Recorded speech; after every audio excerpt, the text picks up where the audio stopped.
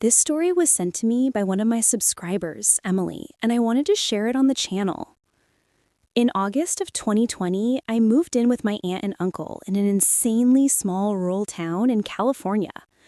A friend told me right away that you could drive across the entire town in less than 5 minutes. At the time, I didn't realize how important that fact would be for my safety and the safety of my loved ones. One evening, my best friend Haley, who was 17, and I, 18 at the time, were hanging out at what the town called a park. In reality, it wasn't much of a park at all, just a small clearing of grass with a few benches and tables surrounded by woods with a dirt trail leading along the bank of a river. I had started visiting this place often after moving, usually to smoke or sit by the water. I had never noticed anyone suspicious before, even though I'd been warned about creeps in the area who sometimes bother young girls. That evening, Haley and I were smoking in the clearing when we decided to walk the trail and take in the scenery. We were chatting casually when I suddenly felt that heavy tension in my shoulders, the kind of feeling you get when you know someone is watching you. I looked back and saw a man on the trail. Since the path ran along the wall of a gated community, seeing people jogging or walking there wasn't unusual. Still, something about him made me uneasy. I pointed him out to Haley, but she brushed it off, reminding me that I was often hyper-aware.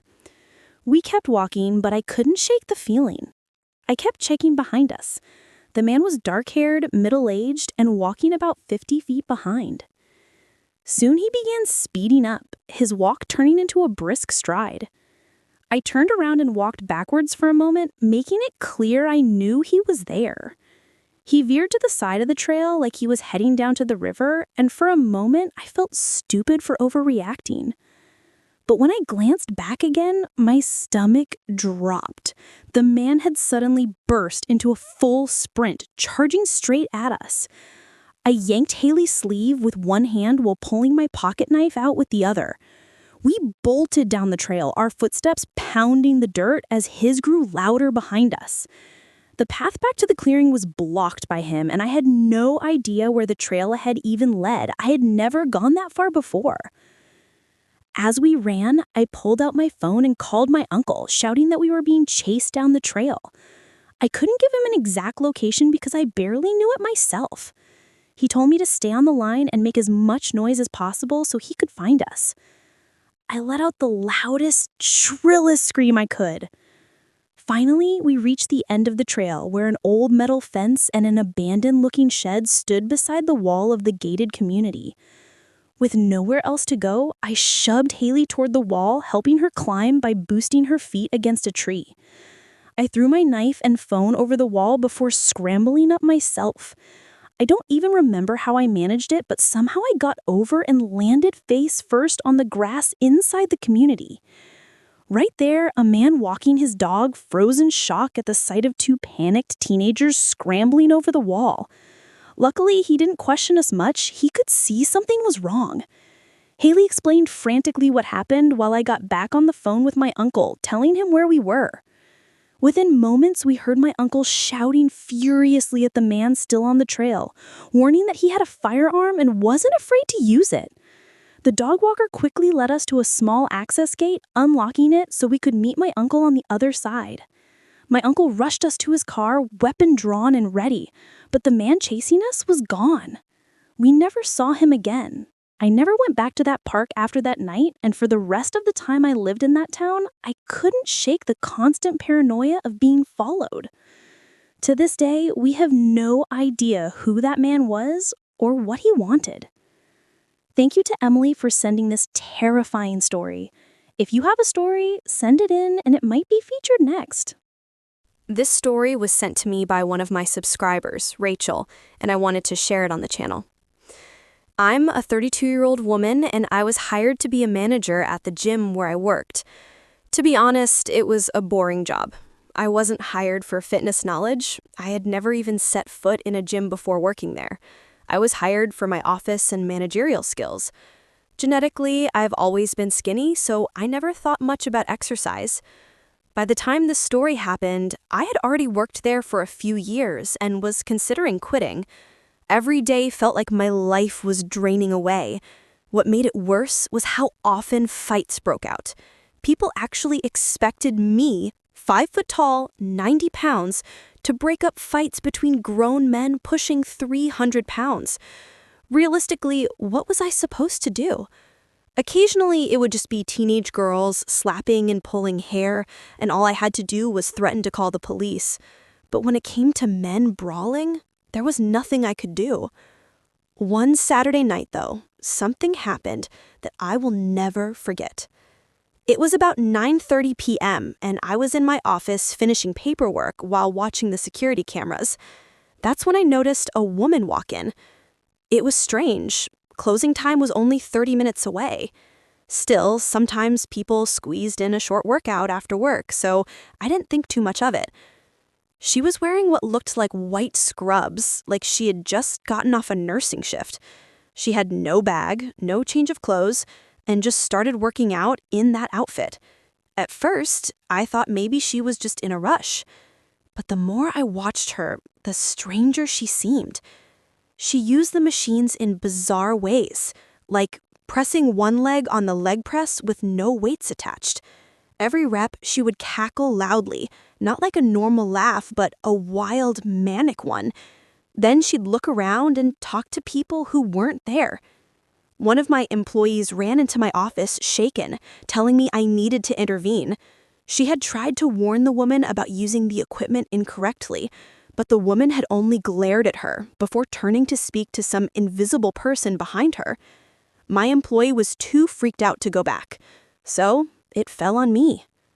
When I walked out toward her, I immediately noticed she was drenched in sweat. She was holding a dumbbell that looked like it could slip right out of her hand. Even from 20 feet away, I could see the sweat dripping. Then I smelled her, an overwhelming stench, putrid, like rotting waste. I had to fight the urge to gag. I approached carefully. "Ma'am, I'm going to have to ask you to use the equipment properly. The instructions are posted on the machines and walls, and we don't want you to get hurt." She didn't respond with words. Instead, she growled, a deep, animalistic growl, as if she were a dog. She kept tossing the dumbbell back and forth between her hands, jumping around erratically. I asked her again to stop and leave. This time, she raised her hand like she was going to strike me. Panicked, I snatched the dumbbell out of her slippery grip. That's when she completely snapped. She started shrieking like a wild animal, then grabbed smaller dumbbells and began hurling them across the gym. Mirrors shattered, people screamed and ducked for cover. One woman was struck in the leg and collapsed in pain. Soon she was throwing weights in every direction, even at other gym-goers. I shouted for everyone to evacuate and called the police. But one woman was still stuck on the floor, unable to move, and I couldn't leave her alone with the rampaging stranger. When the police finally arrived nearly 20 minutes later, the scene was chaos. The woman was still yelling, sweating, and talking to invisible people. She screamed things like, "Please, I don't want to kill them. Don't make me," and "They're lying. They won't take me back there." When officers tried to calm her, she shrieked, "You can't take me back. I won't let you." Then she hurled heavy dumbbells directly at them with terrifying strength. The police pulled their tasers. They warned her to stop, but she didn't. Seconds later, she collapsed to the floor, convulsing. They cuffed her as she cried, apologizing over and over. Her voice cracked with fear, not rage. By the time they escorted her outside, a crowd had gathered. The news had somehow caught wind of the chaos. For days afterwards, they reported it as a crazy woman taking hostages at a local gym, which made me furious because that wasn't true at all. When I gave my statement to the police and turned over the security footage, I learned the truth. The woman had severe schizophrenia. She had escaped from a nearby hospital and wandered into our gym. Everything suddenly made sense.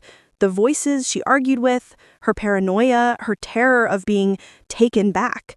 She wasn't evil. She wasn't trying to hurt anyone. She was sick and terrified. Thankfully, no one was permanently injured. The woman who was hit in the leg was treated for a bad bruise and released from the hospital. The gym closed for a few days to repair the shattered mirrors and damaged walls. The whole experience shook me deeply. It also made me rethink my life. I ended up quitting the gym about a year later, and now I'm in school to become a nurse, hoping that one day I'll be able to help people like her, instead of just watching them fall apart. Thank you to Rachel for sending this haunting story. If you have a story, send it in and it might be featured next. This story was sent to me by one of my subscribers, Jason, and I wanted to share it on the channel. My stepmother was a real piece of work.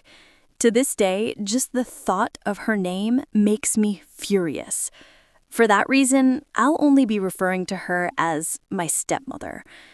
She and my dad got married after my parents divorced. She was much younger than my dad, and I often wondered what she even saw in him. When my dad left the military and became a truck driver, things became clearer.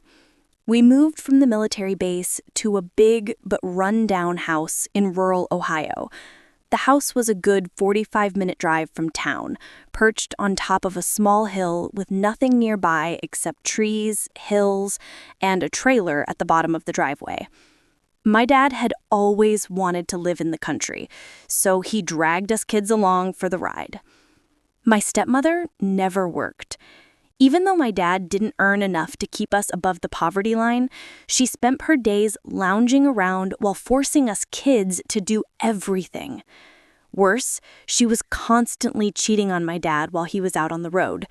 She always kept her affairs outside of the house, but she bragged about them openly to us and threatened us violently if we ever told him. Honestly, it probably wouldn't have mattered. My dad drank so heavily that he would have forgotten by morning anyway. But everything changed one night while my dad was away on a job. Usually, I was relieved when she went out with one of her boyfriends because it meant she'd be gone the whole night. This time was different. I was upstairs in my bedroom reading by lamplight when I noticed headlights pulling into our driveway. It was one of those raw autumn nights where the trees shed their leaves like rain, making visibility even worse. At first, I thought it might be my dad, but the vehicle wasn't his rig. When I heard loud voices, I realized it had to be my stepmother and whatever new guy she was with. I was shocked she brought him home, but I guess she felt safe since my dad would be gone all week. I tried to ignore the noise of them downstairs, but the noise was impossible to block out. I stayed in bed, book in hand, pretending it wasn't happening. Suddenly, my bedroom door slammed open. My stepmother staggered in, reeking of alcohol, her shadow stretched across the floor. She started screaming at me, threatening that if I ever told my dad about what she was doing, she would kill me. She stormed to my bed, grabbed my shoulders, and shook me violently while yelling in my face. In shock, I shoved her off me. She stumbled back, smacked her head against the wall, then stormed out. For a moment, I thought it was over. But only seconds later, she returned, this time holding my dad's gun. She pointed it directly at me, screaming about how dare I lay my hands on her, as if she hadn't just attacked me. She cursed, threatened, and finally cocked the hammer back. My blood went cold. Drunk as she was, one wrong twitch could have killed me right there. Time seemed to freeze, but before she could do anything, the man she'd brought home stepped in. Sober enough to grasp the danger, he wrestled the gun out of her hands. He kept apologizing to me, though his words meant nothing in that moment. I bolted downstairs, shaking, and called the police. When the officers arrived, both my stepmother and her boyfriend were stunned. He wasn't charged since he hadn't done anything wrong, but my stepmother was arrested. Shortly afterwards, my dad finally kicked her out for good. This all happened back in the late 80s, and thankfully, I've never seen her again. Thank you to Jason for sending this chilling story. If you have a story, send it in and it might be featured next.